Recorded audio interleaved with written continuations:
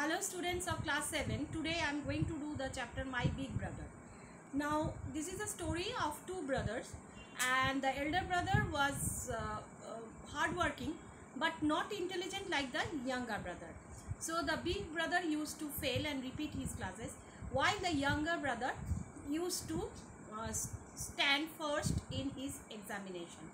Slowly he became very proud and he started deserving the big brother, and the big brother always took care of him, and he was very much concerned about her younger brother.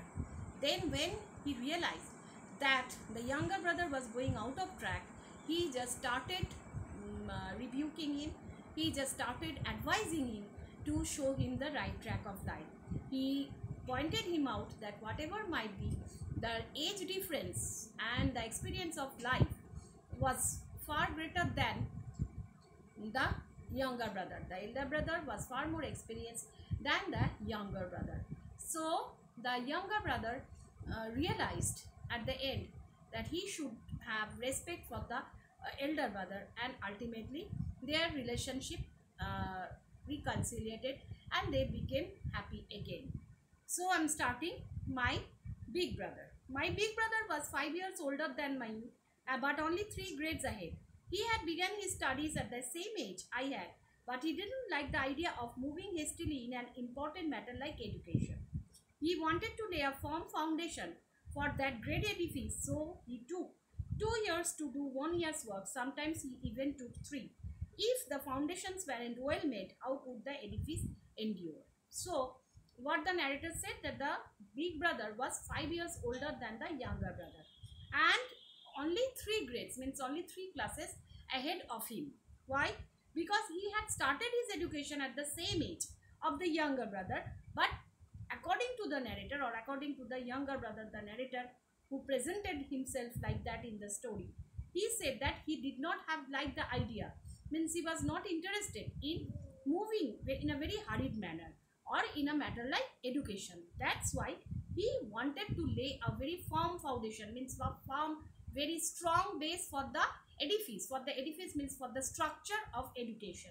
He wanted to lay a very firm foundation, and that's why he took what? So he took 2 years to do 1 year's work. That means he used to repeat his classes, means he could not pass the examination. So if the foundations weren't well made, how could the edifice endure?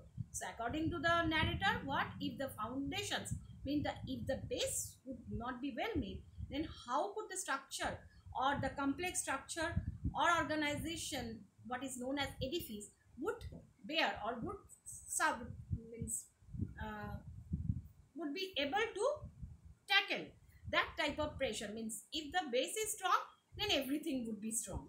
I was 9, he was 14.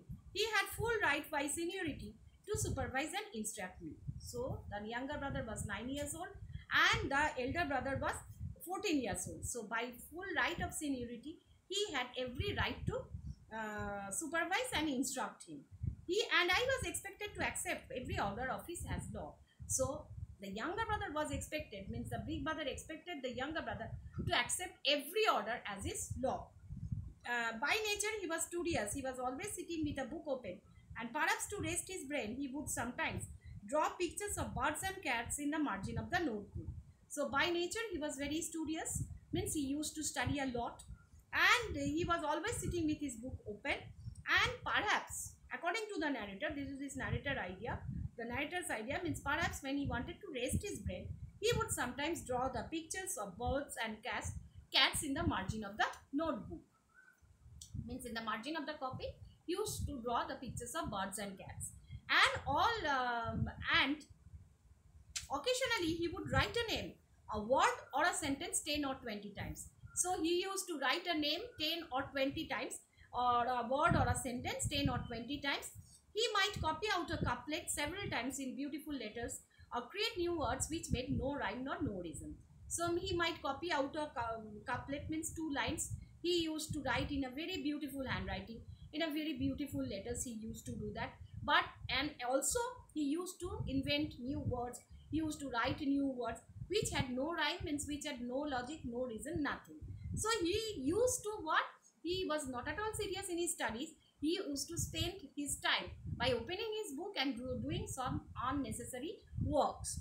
Once, for example, I saw the following special Amina brothers and brothers, in reality brother Radhesham and Mr. Radhesham, for 1 hour. So for 1 hour he wrote some nonsense things like what? That special Amina brothers and brothers, in reality brother Radhesham or Mr. Radhesham, for 1 hour.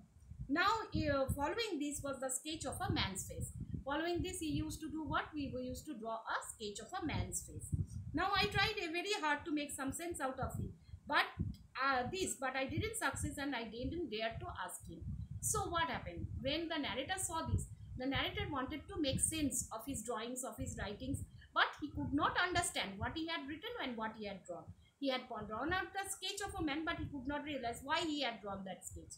And he was in the ninth grade, I was in the sixth. To understand his creation was beyond my powers.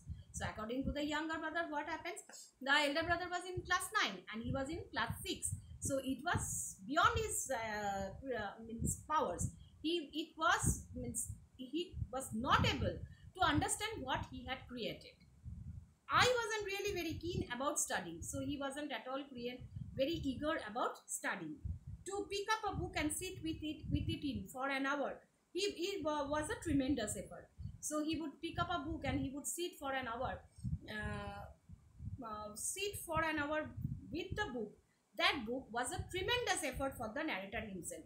Since he was not at all studious, he could not tolerate that he would be sitting with the book for an hour. As soon as I found a chance, I would leave the hostel and play marbles or play paper cuts or sometimes just meet a charm. So whenever he would get a chance, what he would do? He would leave his hostel, he would go out to play with marbles and he would try to fly paper kites, and also he would just meet his friend. Now what happened? Sometimes we would climb onto a courtyard walls and jump down. Sometimes they would climb on the courtyard walls and they would jump down. But as soon as I came back into the room and saw my brother's scowling face, I was petrified. So as soon as he came back to into the room, when he used to come back, he would see his brother's angry face. And whenever he used to see his brother's angry face, he was very much afraid. His first question would be, "Where are you?" My silence was an acknowledgement of guilt, and my brother's only remedy for this was to greet me with indignant words. So first we used to ask that where he had been, and when his silence was an acknowledgement, means it seemed when he remained silent, it seemed that he was expressing his guilt. The elder brother could understand that the younger brother had done something wrong, and so one only remedy for this was to greet me with indignant words. And when his silence proved that he was guilty, the only remedy, means the only solve to the problem, was what? He would scold him rapidly. With indignant, means with angry words, he would scold him severely. So whenever the big brother would understand that his younger brother would be leaving his studies and would be going out with his friends or playing with marbles or flying paper kites, he used to scold him a lot. That he wanted to point out that studies was very important for him.